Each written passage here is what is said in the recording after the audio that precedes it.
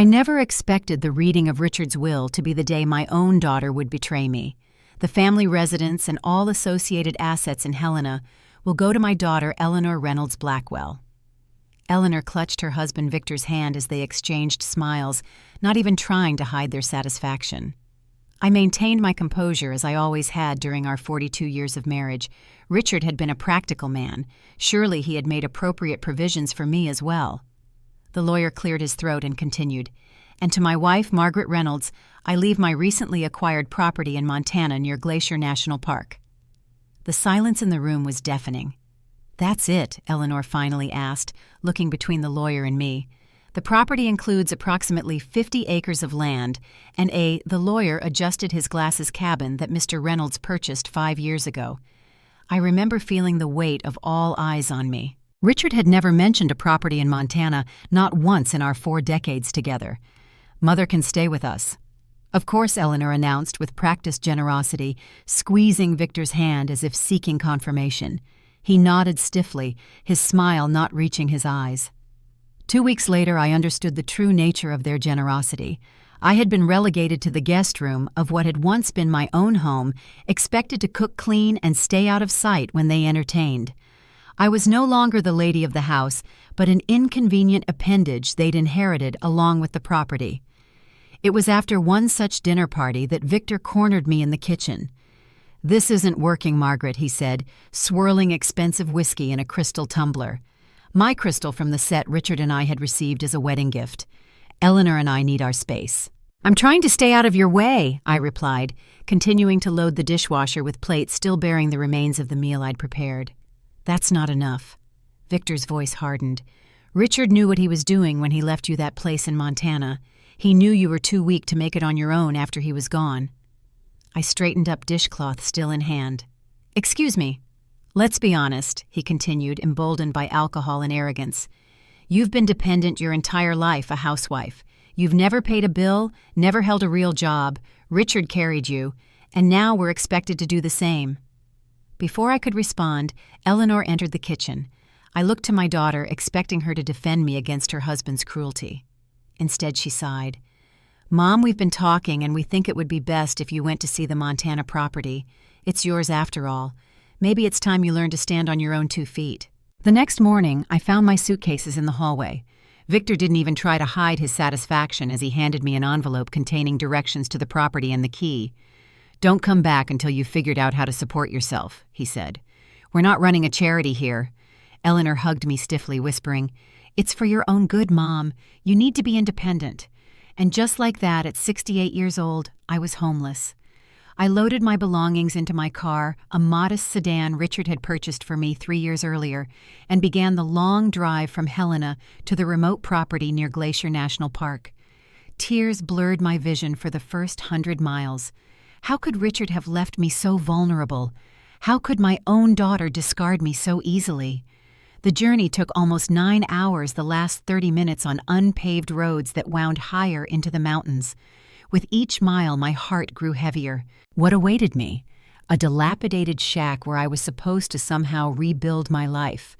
When I finally reached the property, the sun was setting, casting long shadows across what appeared to be exactly what I'd feared, a neglected 2-story cabin with a sagging porch, missing roof shingles and windows that were either cracked or boarded up.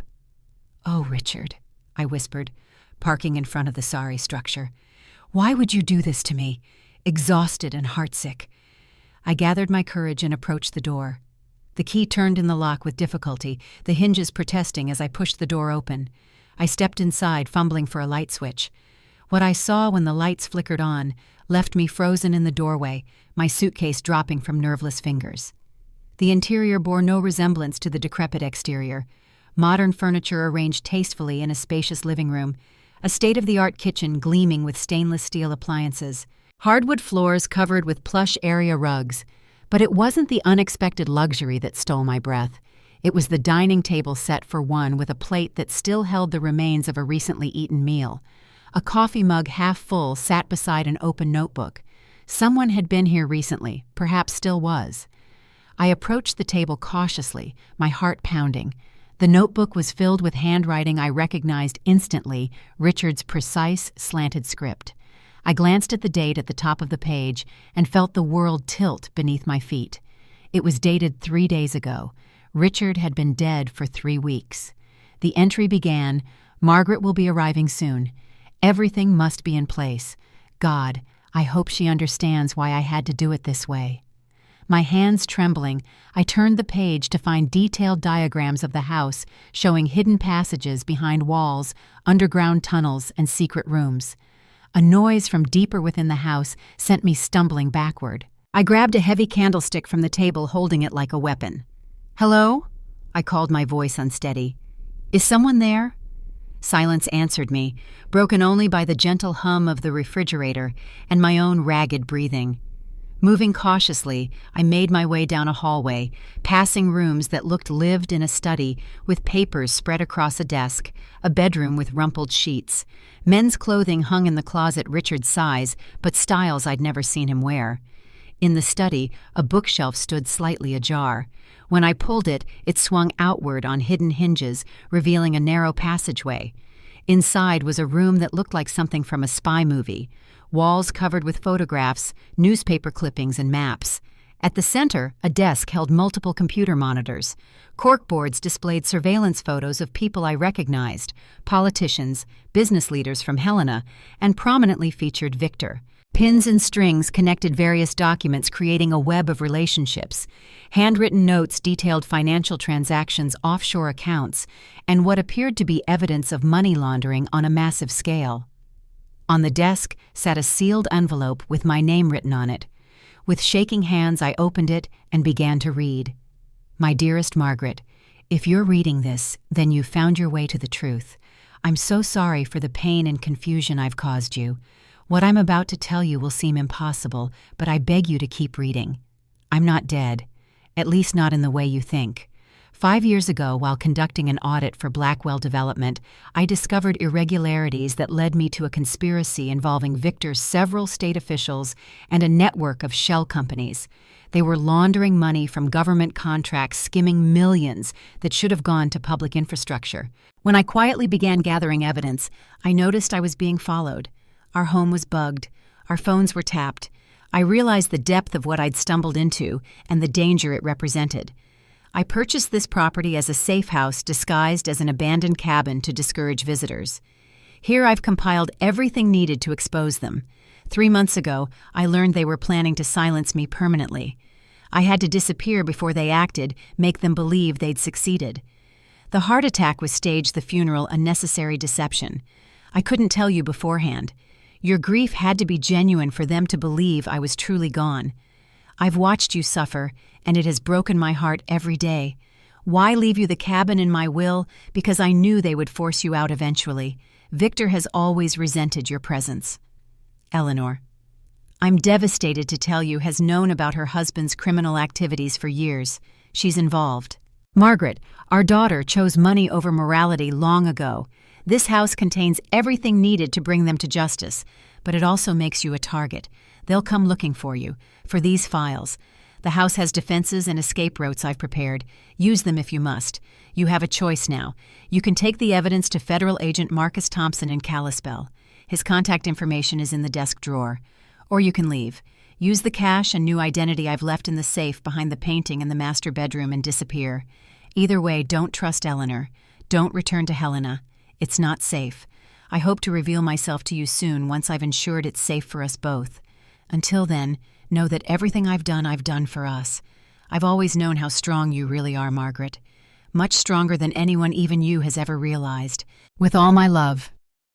Richard, I read the letter twice, then sank into the desk chair, my mind struggling to process the impossible. Richard alive.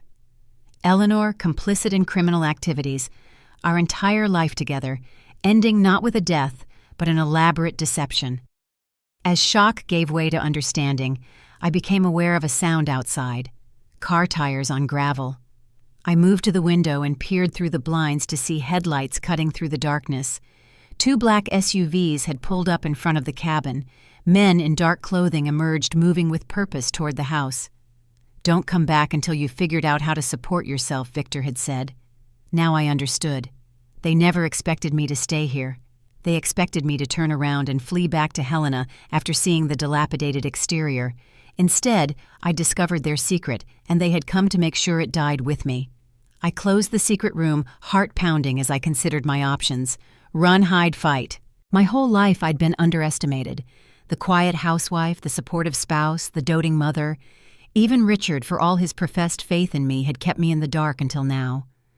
As I heard the front door handle being tested, a strange calm settled over me. For the first time in my life, I held power in my hands, the truth that could destroy those who had betrayed and discarded me. They thought I was weak. It was time to show them just how wrong they were. I moved quickly to the master bedroom, found the safe, and removed its contents. Then I slipped into one of the hidden passages Richard had mapped out, closing the entrance behind me, just as I heard the sound of breaking glass from the front of the house. The hunt had begun, but they didn't realize that this supposedly helpless old woman now knew every secret of this house of lies. And I was no longer the prey. I was the trap. I navigated through the narrow passage, guided by dim emergency lights embedded in the floor. Richard had thought of everything. The passage sloped downward, leading deeper into the foundation of the house. I could hear muffled voices above, at least 3 different men methodically searching each room. "She has to be here somewhere," a voice growled. "Her car is outside. Check behind the furniture under the beds. The boss said she might have found something." The boss.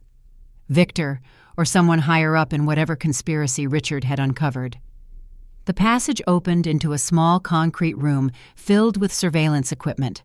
Multiple screens displayed different areas of the house, catching my pursuers in their search.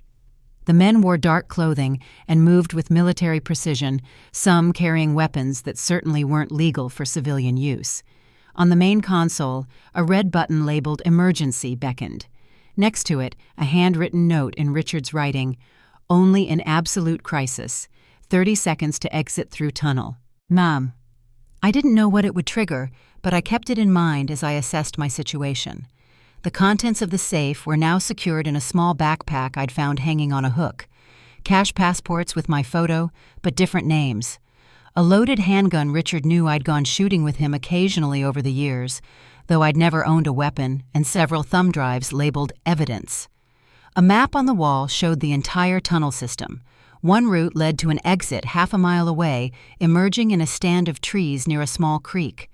Another connected to what appeared to be an old mining tunnel, extending for several miles with multiple exit points. I had no delusions about outrunning these men in the woods, especially in the dark. My best chance was to hide until they gave up the search. Or the thought struck me suddenly, these men were here to find evidence and eliminate witnesses.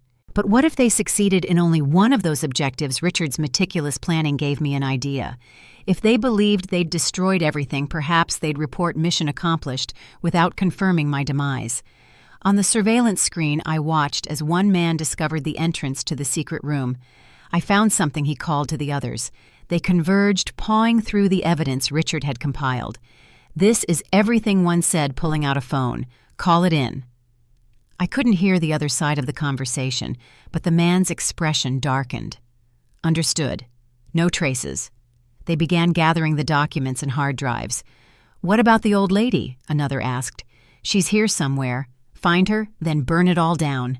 My blood ran cold. They intended to destroy the house with me in it if necessary. I glanced at the emergency button again, making my decision. Whatever Richard had rigged it might be my only chance, but first I needed a distraction. Among the equipment was a small panel labeled "House Controls." I toggled several switches and watched with satisfaction as the house plunged into darkness, followed by the shriek of an alarm system activating. The men on the screen jerked in surprise, shouting to each other as emergency lights cast eerie shadows through the house. I pressed the emergency button. A recorded message in Richard's voice spoke calmly through a speaker. "Emergency protocol activated. Controlled demolition in 30 seconds. Proceed to safety immediately." My heart raced as I grabbed the backpack and hurried toward the tunnel marked as the primary escape route. Behind me, I could hear mechanical sounds, locks engaging, metal shutters descending. I was 20 yards down the escape tunnel when the first explosion rocked the foundation. It wasn't large, more controlled than destructive, but I heard concrete collapsing somewhere behind me. Richard had designed it to seal the hidden rooms and passageways while leaving the house structure mostly intact. The men would be trapped in the main house, separated from both me and the evidence they'd been gathering. I kept moving the tunnel, gradually transitioning from concrete to rough-hewn stone, part of the old mining system Richard had incorporated into his escape routes. The air grew cooler and damper as I pushed deeper into the mountain. For nearly an hour, I followed the emergency lights, my mind churning with questions and revelations. My entire life had been upended in a single day. My husband wasn't dead, my daughter was a criminal, and I was a fugitive. When I finally emerged from the tunnel exit, I found myself on a wooded slope overlooking the property. In the distance, I could see flashing lights, police or fire vehicles responding to the explosion. The cabin appeared intact from the outside, though I knew its secrets were now sealed away. Had the intruders escaped? Were they searching the woods for me now? I couldn't risk finding out. According to the map, there was a small hunter's cabin, another 2 miles north, that Richard had marked as Secure Location B. I oriented myself using the stars and began walking. The Montana night enveloped me in its vastness, a blanket of stars overhead, the silhouettes of mountains against the horizon, the rustle of wildlife in the underbrush. In other circumstances, I might have found it beautiful. As I walked, I thought about Victor's sneering face as he'd thrown me out. "You're too weak to make it on your own," he'd said. Perhaps he'd believed it. Perhaps I'd believed it too after decades of comfortable dependence. But with each step through the wilderness, something long dormant awakened inside me. Determination, resilience, anger. By the time I reached the hunter's cabin, my feet were blistered, my muscles ached, and my lungs burned from the elevation. But I had made it on my own. Inside, I found basic provisions: canned food, bottled water, a first aid kit, and a satellite phone with a single programmed number. With trembling fingers, I dialed.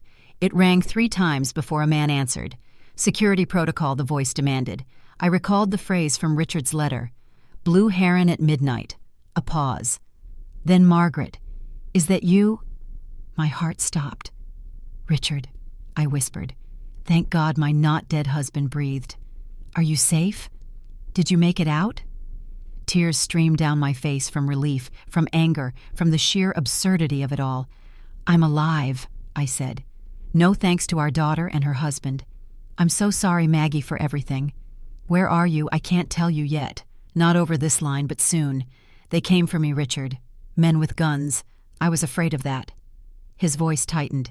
"Did you activate the emergency protocol?" "Yes. They're either trapped or they've called for backup. Either way, you can't stay there long. In the bedroom under the mattress, there's a satellite tracking device. Activate it, and I'll have someone come for you within 6 hours." I should have been overwhelmed. I should have broken down. Instead, I felt a strange clarity. "No," I said firmly. "No, Maggie, you're in danger. I'm going to Kalispell," I interrupted. "To that federal agent you mentioned. These people, including our daughter, tried to kill me tonight. I'm not running away. I'm going to make them pay." Silence stretched between us. "You don't have to do this," Richard finally said. "We could disappear together, start fresh somewhere else. Is that why you did all this? So we could spend our golden years looking over our shoulders?" I asked. "No, Richard. I want justice. I want our life back." Another long pause. "You always were stronger than I gave you credit for," he said softly. "All right. I'll make arrangements, but please be careful. These people won't stop coming." As I ended the call, I sat in the small cabin surrounded by wilderness miles from everything familiar. Victor had cast me out believing I would break. Instead, he had set me free. Come morning, I would begin my journey to Kalispell, not as a victim seeking help, but as a woman carrying the weapon that would destroy those who had underestimated her. Let them keep hunting. This time, I would be ready. Dawn broke over the mountains, painting the sky in watercolor strokes of pink and gold. I had slept fitfully on the narrow cot, jolting awake at every creak and rustle from the surrounding forest. The satellite phone remained silent after my conversation with Richard. No further instructions, no warnings of approaching danger. I took inventory of my resources.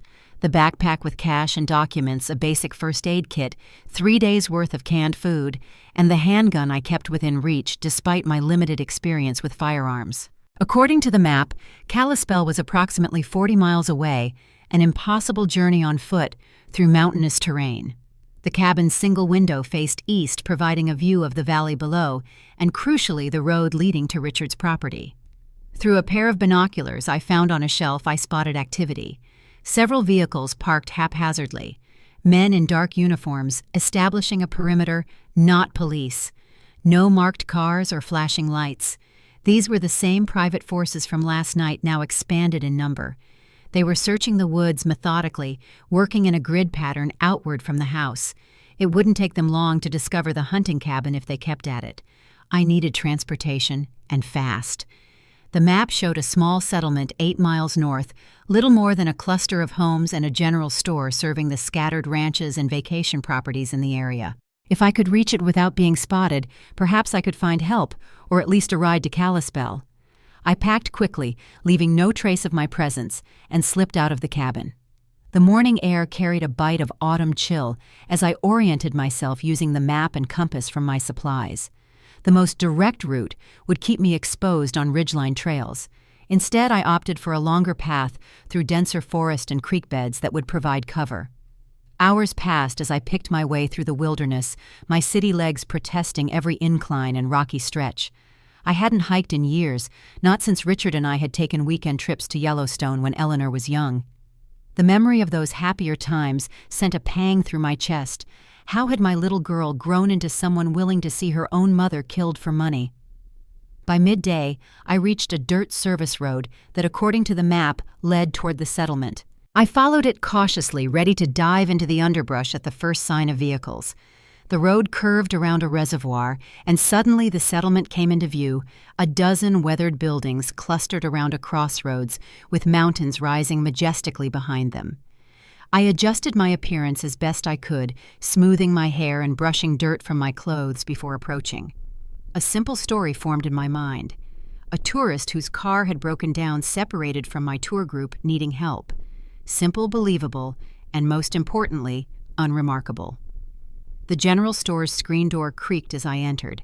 An older man looked up from behind the counter, his weathered face registering mild surprise at the sight of me. "Morning, ma'am," he greeted. "Don't often get folks walking in. Everything all right?" "Car trouble," I explained, summoning a sheepish smile. "I was photographing wildlife when my rental died about 5 miles back. My phone has no service out here." He nodded sympathetically. "That happens plenty. Where are you trying to get to Kalispell? I have friends expecting me." "Well, I'd offer to take a look at your car, but my knees ain't what they used to be.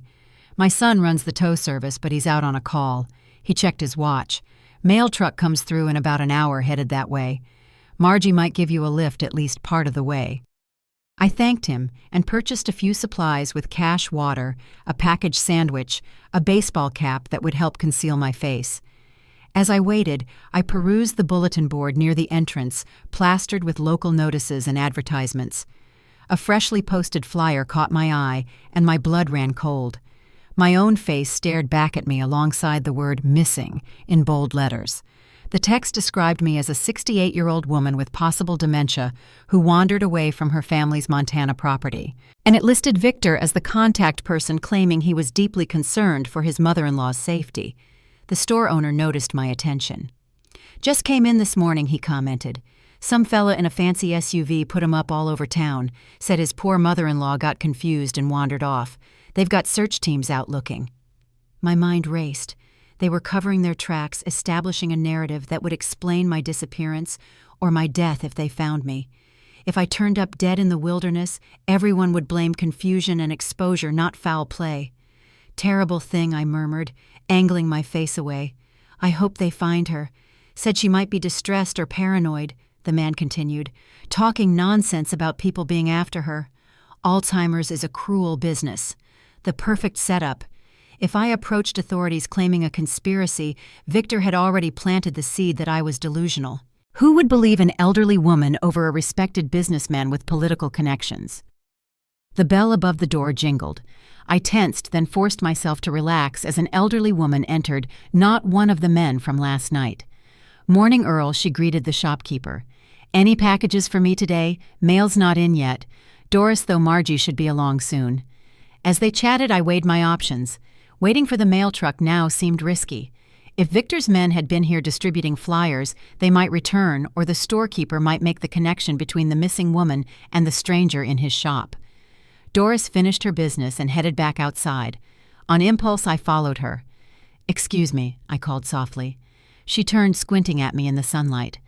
"Yes, dear," I couldn't help overhearing. "Do you live nearby?" "Just up the road," she replied, gesturing vaguely. "Why do you ask?" I made a quick decision. "I'm having car trouble and I really need to get to Kalispell today. I'd be happy to pay for a ride if you're heading that direction." Doris studied me for a moment. "Not today, I'm afraid, but my son is dropping by this afternoon with supplies. He lives in Colby Falls just outside Kalispell. He could probably help you out." Relief washed through me. "That would be wonderful. I'd be so grateful." "Come along then," she said, heading toward an ancient pickup truck. "No sense waiting here in the sun. You can have some lunch while we wait for him." As we drove the short distance to her ranch house, I glanced nervously at every passing vehicle, expecting to see the black SUVs from Richard's property, but the roads remained quiet, the mountains indifferent to my plight. Doris chattered amiably about local history and her family as we bumped along the dirt road. I responded with appropriate interest while keeping my fabricated backstory consistent. A wildlife photographer from Minneapolis visiting Montana for the first time. Her home was modest but comfortable, sitting on several acres with a barn and corral visible behind it. As we pulled up, I noticed another vehicle already parked in front, a silver sedan with tinted windows. "Looks like Tommy's here early," Doris remarked cheerfully. But as we approached the house, the front door opened to reveal a woman whose appearance struck me like a physical blow. Eleanor, my daughter, stood on the porch, her expression shifting from pleasant to shocked as she recognized me. For one frozen moment, we stared at each other, the daughter who had betrayed me, and the mother she believed she had sent to her death. Then her hand moved to her purse, and I knew with cold certainty what she was reaching for. "Doris, get down!" I shouted, shoving the older woman aside as Eleanor withdrew a pistol from her bag. The first shot splintered the wood of the porch railing as I dragged Doris behind her truck for cover. "What in God's name, Doris?" began her voice shaking. "That's my daughter," I explained breathlessly, the absurdity of the situation not lost on me. "And she's trying to kill me." In the distance, I heard the rumble of approaching vehicles. Reinforcements, undoubtedly. The trap was closing. Your daughter Doris repeated shock, rendering her momentarily speechless as another bullet pinged off the truck's hood. "Why would your daughter—" "It's complicated," I gasped, my mind racing. "Is there another way out of here?" Doris nodded, her initial shock hardening into surprising resolve. "The barn connects to the back pasture. There's an access road the ranch hands use." She fumbled in her pocket, producing a set of keys. "My husband's old Jeep is in the barn." "Still runs," a voice called from the direction of the house. Eleanor's voice, sweet and reasonable, betraying nothing of her murderous intent. "Mom, is that you? Thank God we found you. Everyone's been so worried." The performance was chilling in its believability. If Doris had been alone, she would have certainly emerged, never suspecting the danger. "We need to move," I whispered to Doris. "When I say now, run for the back of the barn. Stay low." The rumble of engines grew louder. Through a gap beneath the truck, I glimpsed two black SUVs turning onto the property's long driveway. Now I shouted, and we both scrambled to our feet. Another shot rang out as we fled, dirt kicking up at our heels. Doris was remarkably spry for her age, keeping pace as we zigzagged toward the barn's rear entrance. We burst through the door, startling chickens that had taken shelter in the shade. The barn was mercifully spacious, offering multiple hiding spots among stacked hay bales and equipment. There, Doris pointed to a tarp-covered vehicle in the corner. "That's Harold's Jeep. Keys should work, but it hasn't been started in months." I ripped away the tarp to reveal a vintage Jeep Wrangler, dusty but intact. While Doris barred the barn door with a beam of wood, I slid behind the wheel, inserted the key, and said a silent prayer. The engine coughed, sputtered, then roared to life. "Thank you, Harold," Doris murmured, crossing herself before climbing into the passenger seat. "You should stay," I told her. "Tell them I forced you. They have no reason to hurt you." She fixed me with a steely glare. "Young lady, I may not understand what's happening, but I know wrong when I see it. Nobody shoots at people on my property. Besides, she added, reaching under the seat to withdraw a weathered shotgun, I know these back roads better than anyone. Before I could respond, shouts erupted from the front of the barn. The doors rattled as someone tried to force them open against the barricade. I threw the Jeep into gear and aimed for the rear doors, which hung slightly ajar. We burst through them in a shower of splinters, fishtailing onto a dirt track that led away from the house toward the tree line that marked the property boundary. In the rearview mirror, I glimpsed figures pouring out of the barn, Eleanor among them, her face contorted with fury. The black SUVs were redirecting, attempting to cut us off. Left at the creek bed, Doris instructed, bracing herself as we bounced over the uneven terrain. These logging roads connect all through these mountains. They'll never catch us if we stay off the main roads. I followed her directions, grateful for local knowledge, as we plunged into a labyrinth of unmarked dirt tracks that wound through dense forest. The Jeep handled the rough terrain admirably, though every bone in my body protested the jarring ride. Now, Doris said once we'd put several miles between us and her ranch, I think it's time you told me why your daughter is trying to kill her own mother. As we navigated the backwoods of Montana, I gave Doris the condensed version, Richard's discovery of corruption, his faked death, Victor and Eleanor's involvement, and the evidence that could bring down their entire operation. So your husband isn't actually dead? She asked, her weathered face registering continued disbelief. Apparently not, though I've only heard his voice on the phone. I shook my head. And I thought the TV shows I watch were far-fetched. Despite everything, I laughed, a sharp, surprised sound that felt foreign in my throat. Trust me, I'm still struggling to accept it myself. Where are we headed? Doris asked, as the forest began to thin, giving glimpses of a valley beyond. Kalispell. There's a federal agent there who Richard said would help, a man named Marcus Thompson. Doris nodded thoughtfully. I know a back way that'll get us close to town without using the main highway. They'll have people watching those roads for sure. As we emerged from the forest onto a ridge overlooking a vast valley, Doris directed me to pull over beneath the cover of several large pine trees. From this vantage point, we could see for miles, including a plume of smoke rising in the distance back in the direction of Doris's ranch. They're burning it, Doris said quietly, her voice thick with emotion.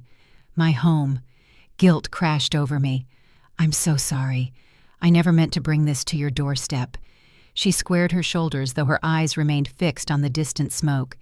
Been meaning to move closer to my grandkids anyway. Too many stairs in that old place.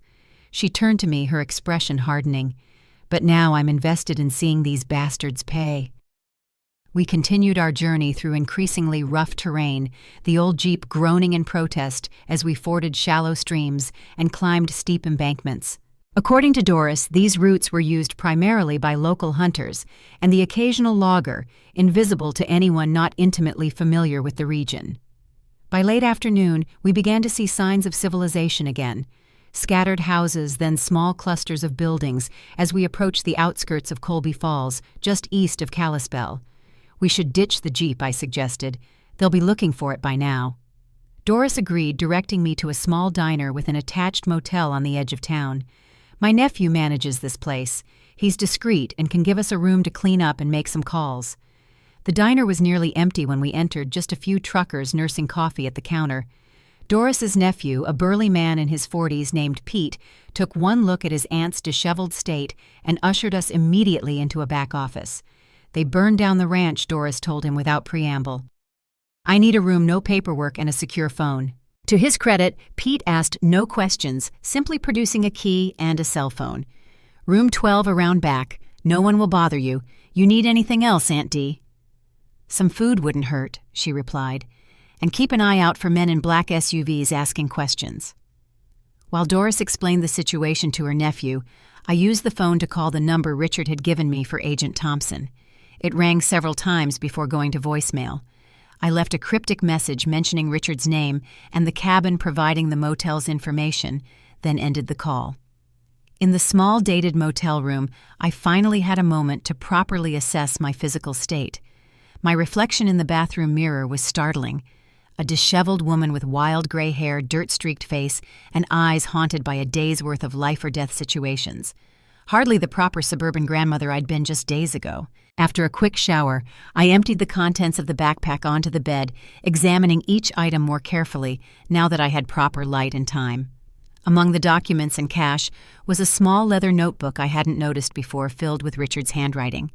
Names, dates, account numbers, and most importantly, details of meetings between Victor Eleanor and various government officials, all meticulously documented with photographs taped to the pages. The evidence was damning and comprehensive. Richard had been thorough, as always. A knock at the door sent my heart racing. I gestured for Doris to stand back as I approached cautiously, the handgun ready at my side. "Who is it, Federal Agent Marcus Thompson? I believe we have a mutual friend." I cracked the door cautiously, the chain still engaged. A man in his early 50s stood outside, athletic build, close-cropped gray hair, and the unmistakable posture of law enforcement. He held up a badge. "Mrs. Reynolds, I'm Agent Thompson. Richard contacted me. Richard called you."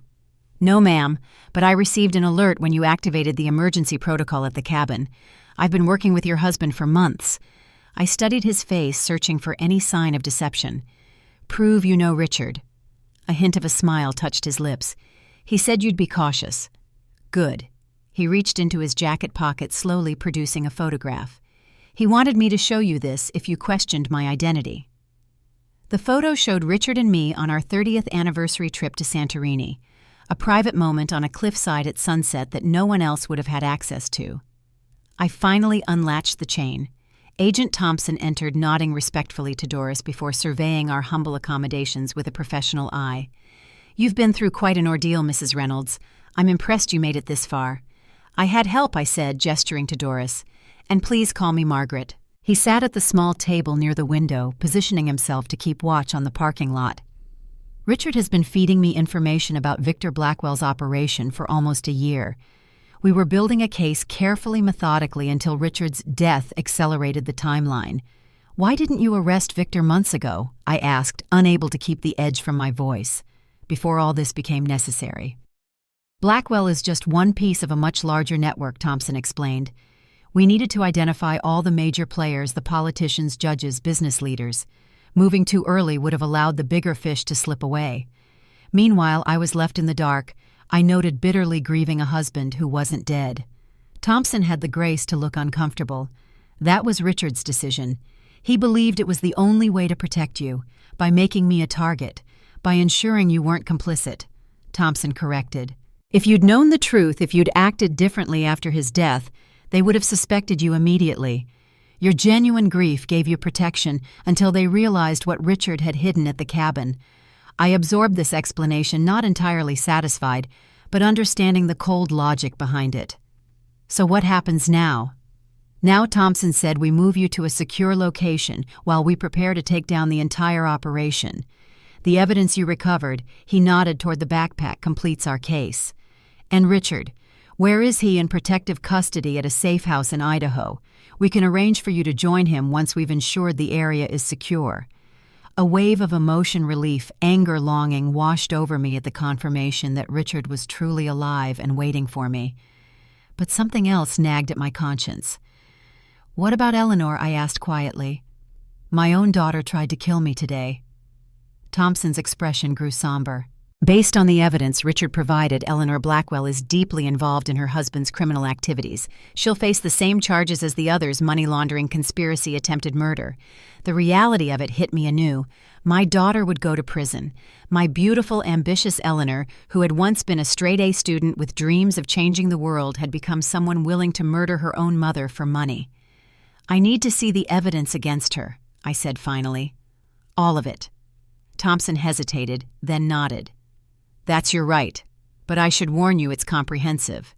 Richard was especially thorough, documenting Eleanor's involvement, perhaps because he found it so difficult to accept. He produced a laptop from his briefcase, booting it up, and entering several layers of passwords before turning it toward me. "These files contain everything we have on Eleanor Blackwell's activities over the past 3 years." For the next hour, I sifted through a devastating archive of my daughter's betrayal.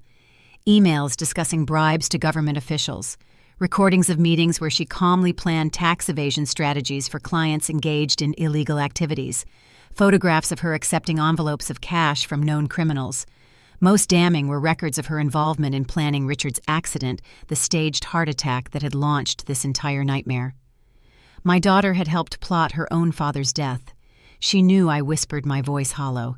She knew he wasn't really dead. Yes, Thompson confirmed.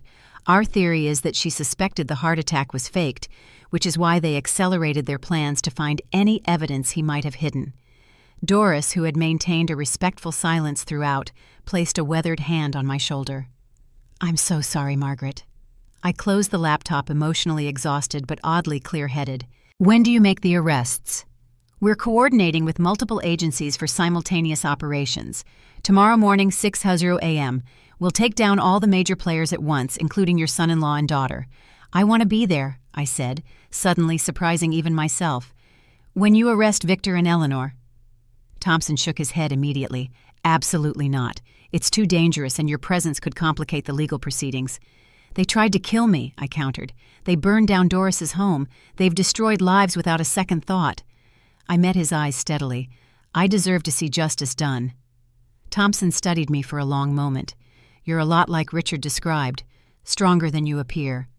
"I'm discovering that myself," I replied. After further discussion, we reached a compromise. I would be nearby during the arrests, observing from a secure vehicle with Agent Thompson, but would not directly participate in the operation. As evening settled over the small motel, Thompson left to coordinate with his team, leaving an agent posted outside our door for protection. Doris and I shared a simple meal brought by her nephew, each lost in our own thoughts. "What will you do after?" Doris asked eventually. When this is all over, I considered the question, realizing I had no clear vision of my future. The life I'd known was gone. My relationship with my daughter was irrevocably shattered. Even reuniting with Richard would mean building something entirely new from the ashes of our former existence. "I don't know," I admitted. "Start over somehow. I suppose you could do worse than Montana," Doris suggested. "Once you get past the people trying to kill you, it's quite beautiful." The absurd understatement startled a laugh from me, a genuine laugh that felt like the first crack in the wall of tension I'd been carrying since this ordeal began. "I'll consider it," I promised, though perhaps a bit further from my current in-laws. As night fell, I lay awake in the unfamiliar bed, my mind replaying the events that had brought me here. Just days ago, I had been Margaret Reynolds' grieving widow and unwanted mother-in-law. A woman defined primarily by her relationships to others, deemed too weak to stand on her own. Now I had evaded professional killers, outsmarted my murderous daughter, and helped preserve evidence that would bring down a criminal empire. The woman Victor had dismissed as feeble had become the instrument of his destruction.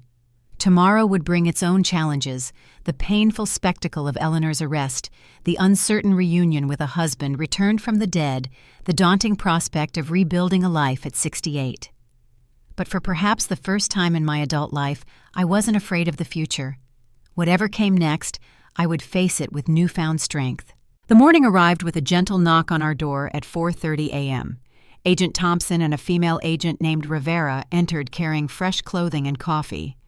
"We need to move soon," Thompson said. "The operation is scheduled for exactly 6:00 a.m., and we want you safely in position well before then." I dressed quickly in the bathroom while Doris spoke with Thompson about arrangements for her. She would stay with her nephew until it was safe for her to assess what remained of her property. The FBI had agreed to assist with insurance claims and possible relocation costs, small compensation for a home, and possessions accumulated over a lifetime. As I emerged, Doris embraced me tightly. "Be careful," she whispered. "And when this is over, come back and visit. I make a mean apple pie." "I will," I promised, surprised by how much I meant it. In the chaos of the past days, I'd somehow found a friend. We traveled in an unmarked SUV, the irony not lost on me, considering similar vehicles had been hunting me just yesterday. Agent Rivera drove while Thompson briefed me in the back seat. "We'll be positioned 3 blocks from your former home," he explained. "Close enough to monitor the situation, far enough to maintain security. We have teams at multiple locations simultaneously: Victor's office, his private club, several properties owned by associates. Based on our surveillance, both targets are at the residence." The use of the word targets to describe my daughter and son-in-law sent a chill through me, but I nodded, understanding the reality of what was happening. "Will they resist?" I asked, my voice steadier than I felt. Thompson's expression was grim. "We're prepared for that possibility, but Victor Blackwell is more likely to call his lawyers than reach for a weapon. As for your daughter," he hesitated. "The psychological profile suggests she'll follow her husband's lead." The female agent handed me a bulletproof vest. "Standard procedure," she explained. I slipped it on without argument. The streets of Helena were just beginning to wake as we approached my neighborhood. The eastern sky showed the first hints of dawn, painting familiar landmarks in shades of blue and gray. We passed places I'd frequented for decades, the grocery store where I'd shopped every Thursday, the park where I'd pushed Eleanor on the swings as a child, the library where I'd volunteered after Richard's retirement. All pieces of a life that now seemed to belong to someone else. Thompson's radio crackled with coded communications as we positioned ourselves on a quiet residential street with a clear view of the approach to my former home. "All units in position," a voice announced. "Awaiting final go." "You're sure they're both inside?" I asked Thompson. He nodded, checking his watch. "Our thermal imaging confirms 2 adults in the master bedroom. It's them, Margaret." The final minutes of waiting stretched like hours. I watched the sky lighten, birds beginning their morning songs in nearby trees, utterly indifferent to the human drama about to unfold.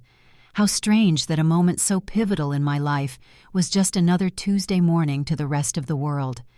"Execute, execute, execute," crackled over the radio at precisely 600 a.m. Through the windshield I watched as multiple dark vehicles converged on my former home from different directions.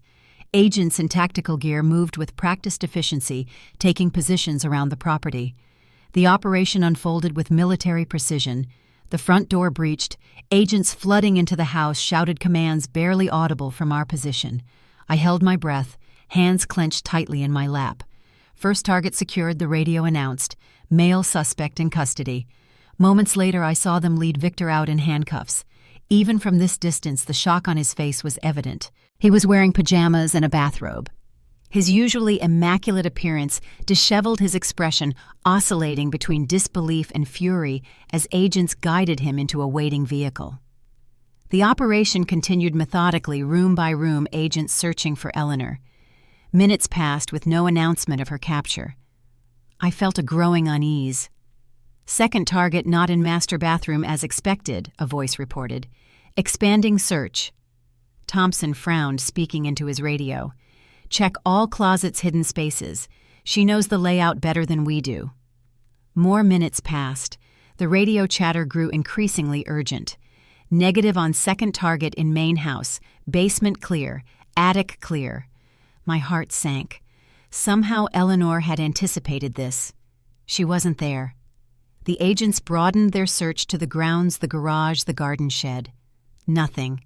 Then a burst of activity on the radio. Movement at the Peterson property fence line breach. The Peterson property, our neighbors to the east. A backyard connected to ours by a wooded area. "She's running," Thompson said grimly, instructing Rivera to start the engine. Somehow she slipped out before we arrived. We pulled away from the curb, circling the block to cut off possible escape routes. Agent Thompson directed other units to form a perimeter sealing off the neighborhood. As we turned onto Franklin Street, a figure darted out from between 2 houses directly into our path. Rivera slammed on the brakes, the SUV skidding to a halt mere feet from the person. In the harsh glare of our headlights stood Eleanor, breathing hard, a backpack clutched to her chest. Her hair was wild, her expression frantic. She wore dark clothing, clearly dressed for escape, not sleep. She'd known they were coming. For one surreal moment, our eyes locked through the windshield. I saw the exact instant she recognized me in the passenger seat, her expression transforming from shock to fury to something worse, a cold, calculating hatred that erased any trace of the daughter I'd raised. Thompson was already out of the vehicle, weapon drawn. Eleanor, assessing her options, spun to run in another direction, only to find herself surrounded by agents converging from multiple points. "Drop the bag." "Get on the ground now," Thompson shouted, advancing cautiously. Eleanor's hand moved toward her waistband. "Gun," an agent yelled, and my heart stopped. The next seconds unfolded in terrible slow motion. I saw Thompson adjust his aim, heard Rivera beside me calling for me to get down, watched as Eleanor's hand emerged with something dark and metallic. "Don't shoot!" I screamed, though I'm not sure if the words made it past my lips. A single gunshot cracked the morning air, but it wasn't aimed at Eleanor. An agent had fired into the ground nearby, a warning. Eleanor froze, then slowly raised her hands, the object a phone, not a gun, dropping to the pavement. As they handcuffed her, her gaze found mine again through the windshield. No hatred now, just a hollow emptiness that somehow hurt worse than her anger. They guided her into a waiting vehicle, her head bowed, the fight gone out of her. The next hours passed in a blur of debriefings and paperwork. Agent Thompson explained that Eleanor had likely been tipped off another indication that someone inside the bureau was compromised. They'd found a packed suitcase in a neighbor's shed and evidence she'd been planning to flee the country. The backpack she'd been carrying contained cash, a fake passport, and a thumb drive with what appeared to be insurance against her associates' information she could trade for leniency if caught. By mid-afternoon, I was physically and emotionally drained. Thompson arranged for us to be transported to a secure FBI facility outside town while they assessed whether the leak that had warned Eleanor might pose a continuing threat. "You did well today," Thompson told me as we drove. Not many people could watch their own child being arrested with such composure. I wasn't composed inside, I admitted. Part of me wanted to run to her to shield her somehow, even after everything. "That's because you're a mother. It doesn't turn off even when your child has betrayed you." His words unlocked something in me, and tears I'd been holding back for days finally broke free.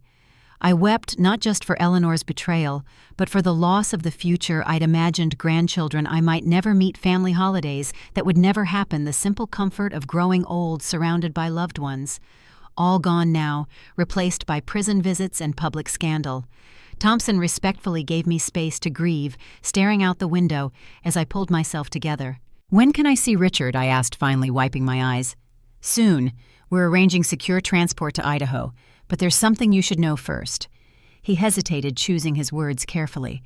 "We've identified the likely source of the leak, a junior agent named Marks, who was recently assigned to the case. He's been pulled in for questioning. Is that relevant to me?" "Potentially. Marks was one of the agents with access to the safe house where Richard is staying. We've moved your husband as a precaution, but until we're certain of the extent of the compromise, we need to be extremely careful about communication and transportation." A chill ran through me. "You think Richard is in danger?" "We think everyone connected to this case is in danger. Victor Blackwell has powerful friends who won't appreciate being implicated. They'll want to suppress evidence and silence witnesses, including Richard and me." Thompson nodded grimly. "That's why we're taking extra precautions. For now, you'll be taken to a different secure location than originally planned. Only myself and Agent Rivera will know your whereabouts." We arrived at what appeared to be an ordinary office building on the outskirts of Helena. Inside, however, was a fully equipped FBI command center with agents monitoring communications and surveillance feeds from the various raid locations. Thompson led me to a small conference room where Agent Rivera was waiting with another man I didn't recognize, a tall, thin agent with wire-rimmed glasses who was introduced as the Bureau's cyber specialist. "Mrs. Reynolds, we need your help," Thompson began. "The thumb drive we recovered from your daughter is encrypted. Given her state of mind when arrested, she's unlikely to provide the password voluntarily, but it could contain critical information about the broader conspiracy. What can I possibly do? I'm hardly a computer expert." The cyber specialist smiled thinly. "Encryption passwords are often based on personal information, birthdays, anniversaries, meaningful phrases. As Eleanor's mother, you might be able to help us make educated guesses." For the next hour, I provided them with every significant date and name I could recall from Eleanor's life. Her birthday, her anniversary, the names of childhood pets, her college graduation date. The cyber specialist entered each into his program, working methodically through the possibilities. Nothing was working. As we neared the end of my list of suggestions, I had a sudden thought. "Try Blue Heron at midnight," I said. The cyber specialist looked puzzled. "It's the security phrase Richard used," I explained. "The one he left for me to use with Agent Thompson. If Eleanor knew about Richard's plan, she might have known that phrase too. He entered it, and the screen immediately began displaying files. The room fell silent as document after document appeared, bank records, photographs, transcripts of conversations, all organized with my daughter's characteristic precision. She didn't just know about the scheme, Thompson said quietly. She was keeping her own records all along. The cyber specialist began opening files. The deeper we went, the more apparent it became that Eleanor had been gathering information not just on Victor's operation, but on all the participants, including government officials far higher ranking than we had suspected. There were names of federal judges, state senators, even a deputy director at the Justice Department. "This goes deeper than we thought," Thompson muttered, scrolling through a list of offshore accounts. As the team processed this new information, a commotion erupted in the main operations room. I heard raised voices. Then Thompson's phone rang. His expression darkened as he listened. "We need to move." "Now," he said, ending the call. Agent Marks wasn't working alone. "They've hit the safe house in Idaho." "Richard," I asked, my heart in my throat. "He's alive, but we've lost contact. The team there reported an attack in progress. Then communications went dark. We have to assume the worst, that the location has been compromised, and anyone there is either captured or on the run." The room exploded into activity. Thompson barked orders about securing perimeters and deploying backup teams. "What about me?" I asked. "You're coming with us," Thompson replied. "If they've found Richard, they'll be looking for you next. Our best move is to get to Idaho as quickly as possible and try to locate him before they do." Within minutes, we were headed toward a helicopter waiting on the building's roof. As we climbed aboard, I caught a glimpse of Helena spread out below the city I'd called home for most of my adult life, receding as we rose into the air. I wondered if I would ever see it again. The flight to northern Idaho took just over an hour, but it felt like an eternity. Thompson spent most of the time on a secure radio coordinating with teams on the ground. The picture that emerged was grim. The safe house, a remote cabin similar to Richard's Montana property, had been attacked by at least 6 armed men. 2 FBI agents were confirmed dead. There were signs of resistance, but no definitive information on Richard's status. As we approached the landing zone, a cleared area about 5 miles from the compromised safe house, Thompson laid out the plan. A small team would approach the site to assess the situation, while Agent Rivera and I remained at a fallback position with another agent for protection. If Richard had escaped, he would likely head for one of several predetermined rendezvous points. Thompson had teams checking each one. The helicopter touched down in a small meadow surrounded by dense pine forest. 2 black SUVs were waiting. As we transferred to the vehicles, Thompson handed me a bulletproof vest and, to my surprise, a handgun. "I know you've had some experience with firearms," he said. "This is just a precaution. Stay with Rivera and follow her instructions exactly. If all goes well, we'll have Richard with us in a few hours." As Thompson's team departed in one SUV, Rivera drove me and the other agent, a younger man named Garcia, to a small hunting lodge about 3 miles from the landing zone. The property appeared to be closed for the season, with shuttered windows and a padlocked front door that Rivera opened with a key from her pocket. "We'll wait here," she explained, checking each room methodically before allowing me inside. "It's defensible and off the main roads. If Richard evaded capture, this is one of the places he might try to reach." The lodge was rustic, but comfortable, with a large stone fireplace and sturdy wooden furniture. Garcia took up position by a window with a clear view of the approach road, while Rivera established communications with Thompson's team.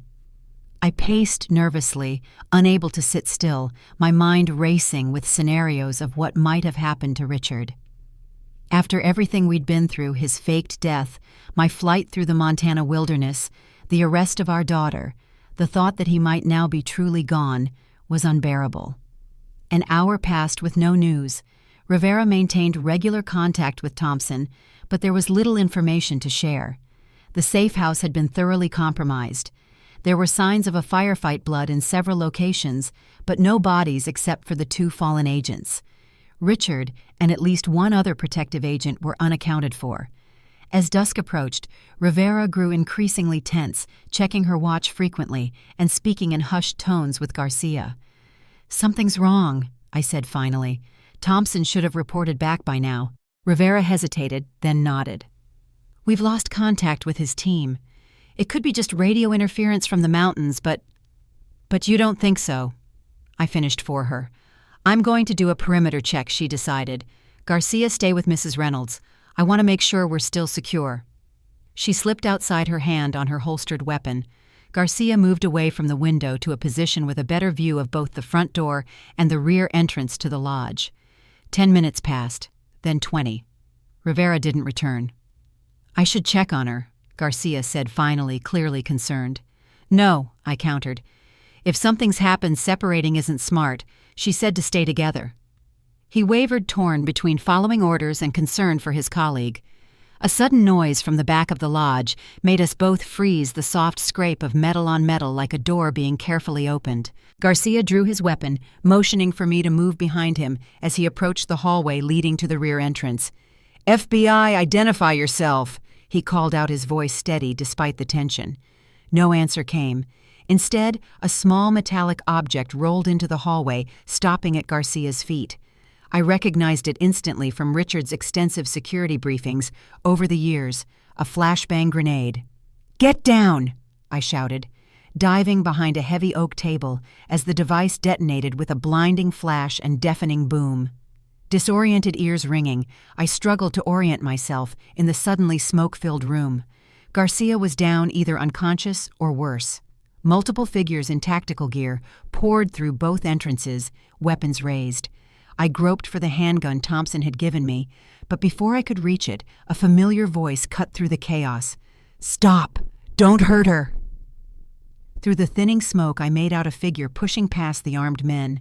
As my vision cleared, I found myself staring into the face of Agent Marks, the man Thompson had identified as the mole within the FBI. "Mrs. Reynolds," he said, his tone professionally apologetic. "I'm afraid there's been a misunderstanding. Agent Thompson hasn't been entirely forthcoming with you." Behind him, another figure entered, taller, older, moving with a slight limp. As he stepped into the light, my heart stopped. "Richard." "Margaret," he said, his voice exactly as I remembered it from our phone call in the hunter's cabin. "I'm so sorry about all this, but we needed to be sure of what I managed, my mind struggling to process this new twist. What is happening here?" Richard exchanged a look with Marks, then sighed heavily. "That we could trust you," he said simply, "even after everything you've been through. Trust." The word hung in the air between us, heavy with accusation. After everything I'd endured, Richard was questioning my loyalty. My vision cleared fully, and I took in the scene.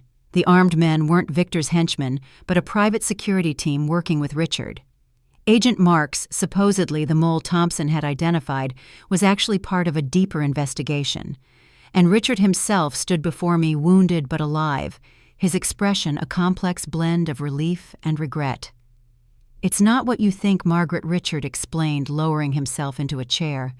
His shoulder wound was real, the pain in his movements genuine. "Thompson is the real threat. He's working for the deputy director I uncovered, the one orchestrating this entire corruption network." Mark stepped forward. "We've been building a case against Thompson for months. When your husband provided evidence of Blackwell's operation, we used it to flush out the mole. We couldn't be certain who was compromised, which is why we maintained such tight compartmentalization. The raid on your home was legitimate," Rivera added, rubbing her wrists where the restraints had been. "Victor is in custody, but Thompson used the operation to extract Eleanor." A cold knot formed in my stomach. "Where is she now?" Richard and Marks exchanged glances. She was briefly in custody, but Thompson arranged her transport personally. She escaped, or more accurately, was allowed to escape. They're working together. The revelation struck me like a physical blow. Not only was my daughter free, but she was actively working with the man who had orchestrated an attack that killed federal agents. "I need time to process this," I said, maintaining my composure despite the storm inside me. "And I need to know the plan going forward. No more secrets, Richard. No more being kept in the dark." He nodded, accepting my terms without argument. "We need to get to Washington with all the evidence, present it directly to the few people at Justice we can trust." "How do we know who to trust?" I challenged. "We don't entirely," Marks admitted, "but we have to try. The alternative is letting them get away with everything." My mind flashed to Doris's burned ranch, to the agents killed at the safe house, to my own terror as I fled through the Montana wilderness. The damage already done was incalculable. "What's your plan?" I asked finally. "There's a private airfield 30 miles from here," Richard explained. "Transportation arranged to D.C., but we need to move quickly. Thompson knows this region well." As if summoned by his words, Rivera's radio crackled with an urgent report, multiple vehicles approaching our location rapidly. "Time's up," Marks announced.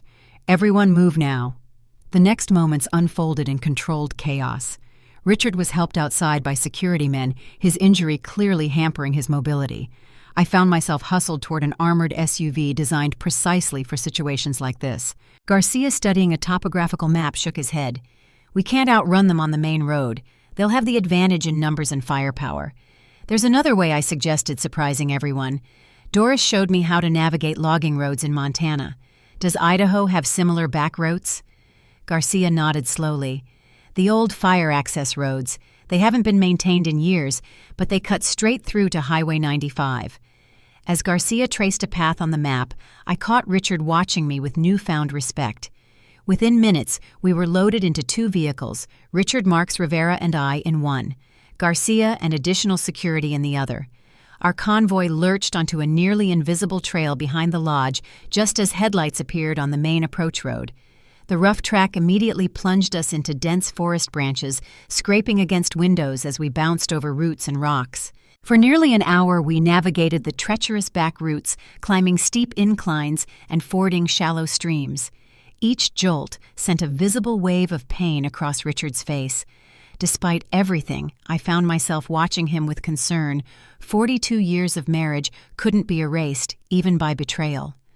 The forest eventually thinned, revealing glimpses of open country ahead. "We're about 5 miles from the highway," Garcia announced. "Then 20 more to the airfield." Marks checked his watch, expression grim. If Thompson figured out our route, he could have people waiting. "I'll take point," Rivera volunteered. "If there's an ambush, better to spring it with an empty vehicle." We reconfigured accordingly. Rivera would drive the lead vehicle alone, while the rest of us crowded into the second SUV. If she encountered trouble, she would draw fire while we sought an alternate route. As we moved out, Richard briefly touched my hand. "I'm sorry for everything, Maggie." "When this is over, we'll have a very long conversation," I replied, neither pulling away nor returning the pressure. We resumed our journey, Rivera maintaining a quarter-mile lead. Through breaks in the trees, I could see the forest road emerging onto what appeared to be an open meadow with a paved highway visible beyond. Rivera's voice came over the radio. Approaching forest boundary. No signs of her transmission cut abruptly. Through the windshield, I saw her vehicle accelerate suddenly, then swerve sharply. The distant crack of gunfire reached us seconds later. "Ambush at the exit point," Mark shouted. "Garcia, find another way out." Garcia was already spinning the wheel, taking us down a barely visible side trail. Behind us, engines roared as pursuit vehicles entered the forest road we'd just left. "We need cover fast," Mark said, checking his weapon. The trail we followed descended rapidly into a ravine. Garcia guided the SUV behind a massive fallen tree, cutting the engine. In the sudden silence, we could hear pursuing vehicles growing closer. "They'll figure it out soon enough," Marks whispered. "We need to move on foot from here." Richard's face was ashen, his wounded shoulder clearly limiting his mobility. "Can you walk?" I asked quietly. He nodded grimly. "I don't have much choice." Marks outlined the plan. We would follow the stream bed for about a mile to where it emerged near the highway. With luck, we could flag down a passing vehicle or reach a point where Rivera, if she'd survived the ambush, could retrieve us. We abandoned the SUV, taking only essential equipment and evidence. Richard leaned heavily on me as we made our way down the rocky stream bed, his breathing labored. Behind us, shouts echoed through the forest as our pursuers discovered the abandoned vehicle. Richard stumbled frequently in the shallow water. After the third fall, he gasped, "Leave me. I'm slowing you down. The evidence is what matters." I tightened my grip around his waist. "I didn't come this far to lose you again. We stay together." He looked at me with newfound wonder, as if seeing a side of me he'd never fully appreciated during our decades together. For most of our marriage, I'd been his quiet, supportive wife. Now I was half carrying him through the wilderness while armed men hunted us. As the stream bed widened, we caught glimpses of the highway through the trees ahead. We were close, but so were our pursuers. The sounds of their search grew louder, more organized. Marks signaled for us to take cover as a helicopter passed overhead, its searchlight sweeping the forest. We crouched beneath a rocky overhang, barely breathing, as the light passed within feet of our position. When the helicopter moved on, we continued toward a culvert that ran beneath the highway, our escape route, if we could reach it undetected. We were 20 yards from the culvert when a voice called from the trees to our right. "That's far enough, Mrs. Reynolds." Thompson emerged from the shadows flanked by 2 armed men. His expression remained calm and professional, the same federal agent who had guided me through the arrest of my daughter and husband just hours earlier. "You've led us on quite a chase," he continued, weapon aimed casually in our direction. "Most people in your situation would have broken long ago." Richard shifted, placing himself between Thompson and me despite his injury. "This ends now, Thompson. We have copies of everything in secure locations. Killing us won't change that." Thompson smiled thinly. "I'm not here to kill you, Richard. That was never the plan." From the trees behind Thompson stepped another figure, smaller, feminine, her features obscured by the fading light until she moved closer. Eleanor.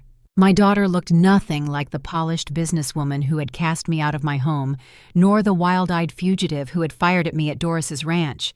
This Eleanor was composed, calculating her eyes, measuring me with cool assessment. "Hello, Mother," she said, her voice neutral. "I see you've been busy." Richard stiffened beside me, his shock matching my own. Eleanor was not Thompson's prisoner, she was his partner. Why, I asked, my voice barely a whisper. Eleanor moved forward, stopping beside Thompson. Someone had to clean up Dad's mess. He was going to expose everything, destroy everything we'd built, all for some abstract concept of justice. I repeated the implications, sinking in. A flicker of pride crossed Eleanor's face.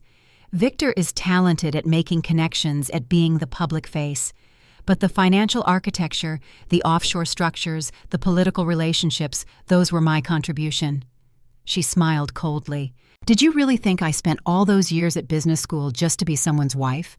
I studied my daughter, searching for traces of the child I'd raised in this stranger's face. Had she always possessed this capacity for ruthless ambition? Had I missed the signs, or had she been that skilled at concealment?" "What happens now?" Richard asked, his voice steady, despite the deeper betrayal he now faced. "I'm offering you a choice," Eleanor replied. "Surrender the evidence sign, confessions implicating yourselves, and live comfortably under supervision. Resist, and this ends much less pleasantly." The surreality of the moment struck me. My own child negotiating the terms of my surrender, prepared to see us imprisoned or killed to protect her criminal enterprise. "You can't possibly think we'd agree to that," I said. Eleanor shrugged. "I thought motherly instinct might prevail. After all, you'd be protecting me." "That's not what mothers do," I replied, my voice finding its strength. "We don't protect our children from the consequences of their actions. We prepare them to face those consequences with integrity." A flash of something perhaps genuine hurt crossed Eleanor's face before the mask of indifference returned. "Have it your way." She nodded to Thompson, who raised his weapon. Behind us, the other armed men moved into position, cutting off any retreat. In that moment, with death seemingly certain, a strange calm settled over me. I had faced my fears, discovered my strength. If this was the end, I would meet it standing beside Richard, true to my principles. Then everything happened at once. A blinding light flooded the clearing as a vehicle burst through the underbrush, high beams catching Thompson and Eleanor in their glare. The crack of gunfire erupted from multiple directions. I pulled Richard down into the stream bed as chaos erupted around us. Through the confusion, I glimpsed Rivera behind the wheel of the vehicle. She had survived the ambush and circled back to find us. Marks and his team exchanged fire with Thompson's men from positions in the trees. Eleanor, Thompson shouted, pulling my daughter toward the cover of the forest. "We need to go." As they retreated, Eleanor turned back for one final look at us, huddled in the muddy water of the stream. For a fleeting moment, I thought I saw regret in her eyes, not for her actions, but perhaps for the irrevocable nature of her choice. Then she disappeared into the darkness with Thompson. The firefight lasted only minutes before Thompson's remaining men withdrew. Rivera pulled the vehicle closer as Marks helped Richard to his feet. "We need to move now," Marks shouted. "They'll be back with reinforcements." We piled into Rivera's SUV, Richard's face tight with pain as his wound began bleeding afresh. As we accelerated onto the highway, I turned for one last look at the forest that had nearly become our grave. "They'll have escape routes prepared," Marks explained grimly when I asked about Eleanor and Thompson. "We'll alert authorities, but realistically, they're gone for now." The airfield when we reached it was a small private facility with a single runway illuminated by low lights. A sleek jet waited on the tarmac engines running. Inside the aircraft, a medical professional immediately attended to Richard, while I sank into a leather seat, the adrenaline giving way to bone-deep exhaustion. As the jet taxied for takeoff, Richard reached across the aisle to take my hand. This time, I didn't pull away. "I never wanted any of this for you," he said, his voice slurring slightly from medication. "I know," I replied, watching the Idaho landscape recede beneath us. "But we can't protect the people we love from the truth, Richard. We can only face it together." The flight to Washington passed in a blur of fitful sleep and hushed consultations. By the time we landed at a military airfield outside the Capitol, a new security detail was waiting. We were transferred to an armored SUV and driven to a nondescript office building in Arlington. Inside, we were met by a stern-faced woman who introduced herself only as Director Chen. Her authority was evident in the deferential way even Marks addressed her. "Mr. and Mrs. Reynolds," she began once we were settled in a secure conference room. "I want to personally thank you for your courage and apologize for the ordeal you've endured. The corruption you've helped expose reaches higher than we initially suspected." On a large screen, she displayed a diagram of relationships and money flows, a sophisticated version of the evidence wall in Richard's cabin. Victor's name appeared prominently connected to shell companies and government contracts. Eleanor's name appeared beside his with additional connections to financial institutions. But the network extended far beyond them. Lines connected to judges, legislators, regulatory officials, a web of corruption spanning multiple levels of government. "Based on the evidence you've provided, we've already secured sealed indictments against 27 individuals," Chen explained. "Victor Blackwell remains in custody, but Eleanor Blackwell and Thompson have gone to ground. Given their resources and connections, they've likely already left the country." "What about the deputy director they were working for?" Richard asked. "In custody as of 2 hours ago," Chen replied with satisfaction, "along with several high-ranking officials. This is the most significant corruption bust in the department's history." Richard shook his head wearily. "I'm not proud. My own daughter is at the center of this. There's no pride in that, only grief." Chen's expression softened marginally. "The truth matters regardless of how painful it may be." After the briefing, we were escorted to a safe house in a quiet Virginia suburb, a comfortable property designed for security with reinforced doors, surveillance equipment, and a rotating team of agents outside. Our new home for the foreseeable future. That first evening, Richard and I sat on the back porch watching fireflies rise from the manicured lawn. The weight of all that had happened pressed down on us like a physical presence.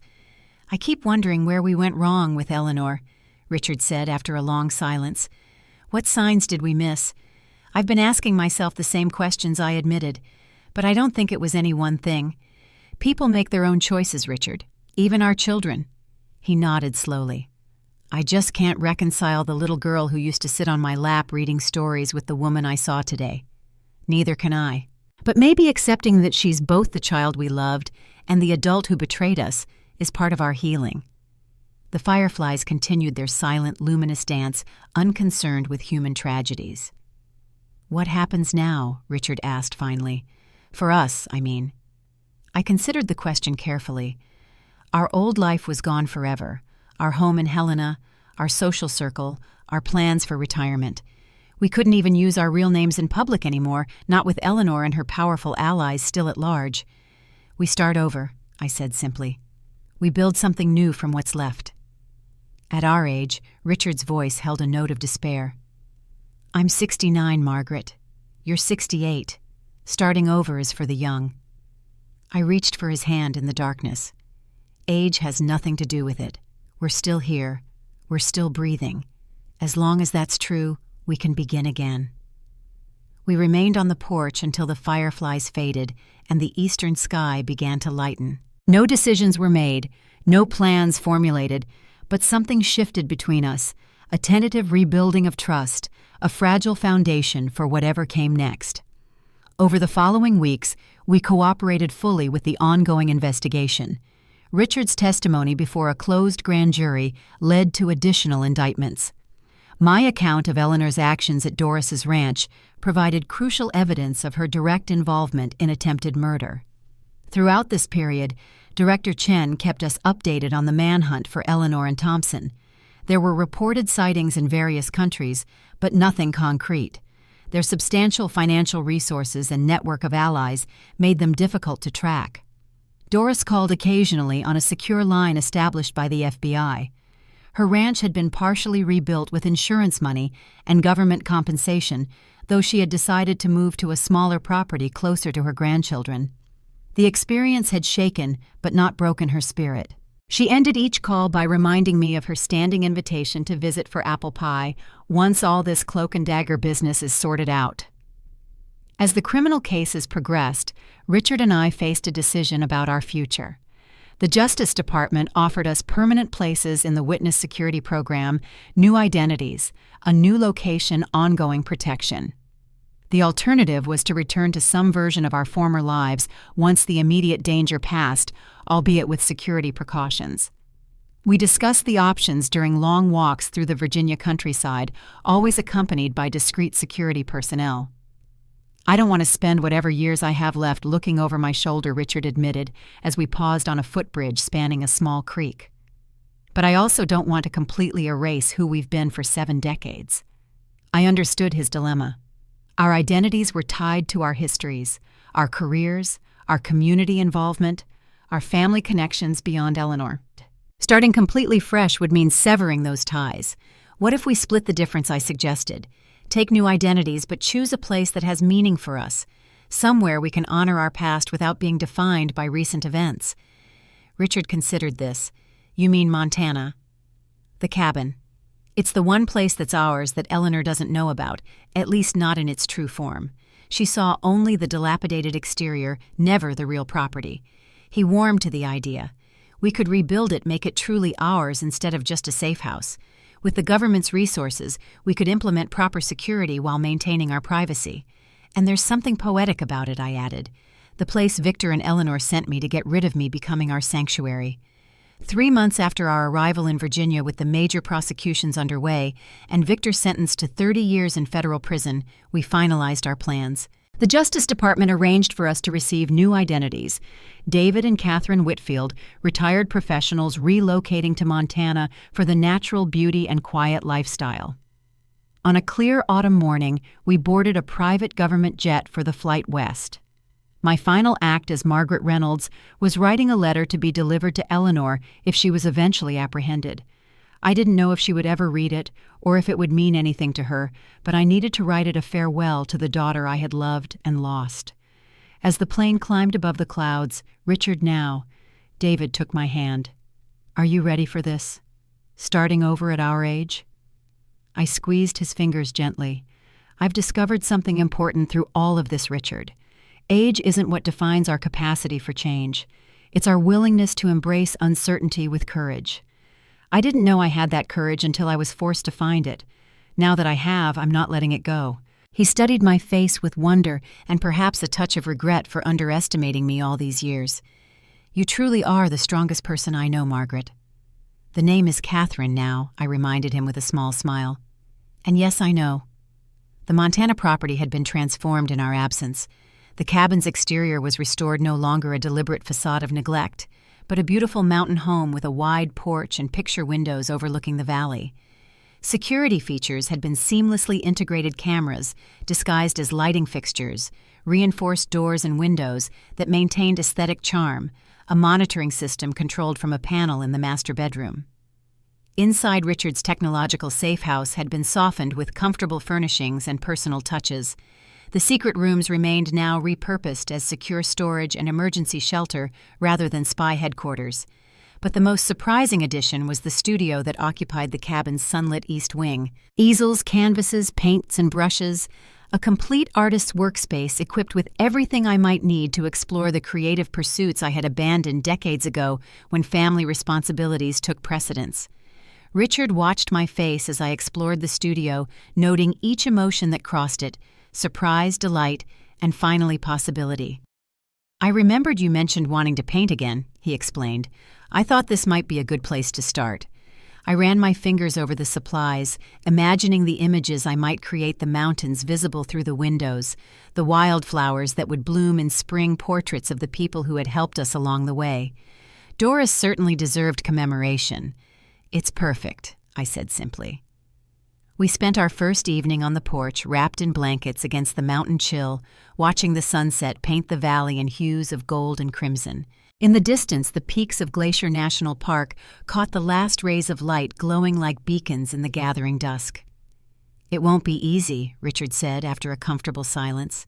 "Rebuilding a life from scratch, maintaining our cover story, knowing that Eleanor is still out there." "No," I agreed, "but few things worth doing are easy." I thought of the journey that had brought us here, from the comfortable predictability of our life in Helena to the nightmare of betrayal and pursuit, and finally to this moment of tentative peace. None of it had been easy, but through it all, I had discovered resources within myself I never knew existed: strength, resilience, the capacity to begin again. "Do you think we'll ever see her again?" Richard asked quietly, the question that had haunted both of us. "I don't know. Part of me hopes she might someday understand the magnitude of what she's done and seek redemption. Another part hopes we never cross paths again. I'm not sure which would be harder." As darkness settled over the mountains, I leaned my head against Richard's shoulder. Our future remained uncertain in many ways. Eleanor was still at large. The corrupted network she had helped build, though damaged, was not completely dismantled. Our new identities would require constant vigilance. Yet for this moment in this place, we had found a measure of peace, not the comfortable retirement we had once envisioned, but something perhaps more valuable: a hard-won second chance. The months passed. I established a routine that centered around my painting first landscapes of the valley in different seasons, then portraits, Doris Agent Rivera, even Director Chen. Richard set up a workshop in one of the repurposed secret rooms, designing intricate wooden furniture for our new home. We were healing separately and together. One spring morning, as I worked on a painting of wildflowers blooming across the valley, Richard entered the studio holding an envelope bearing the Justice Department seal. His expression was grave enough that I immediately set down my brush. "News?" I asked, wiping paint from my fingers. He nodded, handing me the letter. "Eleanor and Thompson have been spotted in Singapore. Intelligence suggests they're establishing new financial operations in Southeast Asia." I scanned the contents, processing this update with a strange detachment. After months of safety, the reminder of continuing danger should have been jarring, but I found my hands remained steady. "There's more," Richard said quietly. "Victor has agreed to cooperate in exchange for considerations at his next parole hearing." I raised my eyebrows, and among the information he provided was confirmation that Eleanor was the architect of the entire operation from the beginning. She recruited him, not the other way around, seeing in his family's construction business the perfect vehicle for her ambitions. I set the letter down, absorbing this final betrayal. All along I had clung to the narrative that Victor had somehow corrupted our daughter, had led her astray with promises of wealth and power. The truth was far more painful. Eleanor had chosen her path independently, had calculated and executed her plans with clear-eyed determination. Richard watched me carefully. "Does this change anything for you?" I considered the question, looking out at the mountains that had become our sanctuary. "Does it change my love for the child she was? No. Does it change the grief I feel for who she became? Also, no." I turned back to my painting, adding a touch of light to the distant peaks. What it changes is any lingering guilt I might have felt about our parenting. We didn't create this, Richard. She made her choices. Now we make ours. I dipped my brush in a vibrant green, adding definition to the spring foliage in the foreground. Life continues to unfold in unexpected ways. The cabin that was meant to be my prison has become my haven. The husband I thought I'd lost has been returned to me, changed but present. The strength I never knew I possessed has become my foundation. This wasn't the life we had planned, but it was the life we had, rich with challenge and possibility, shadowed by loss, but illuminated by discovery. And perhaps that was enough. More than enough. As I worked, Richard moved to stand beside me, his hand resting lightly on my shoulder. Together we looked at the emerging image on the canvas, a landscape of beauty and resilience, a testament to beginning again. Our story wasn't finished, but this chapter at least held the promise of peace.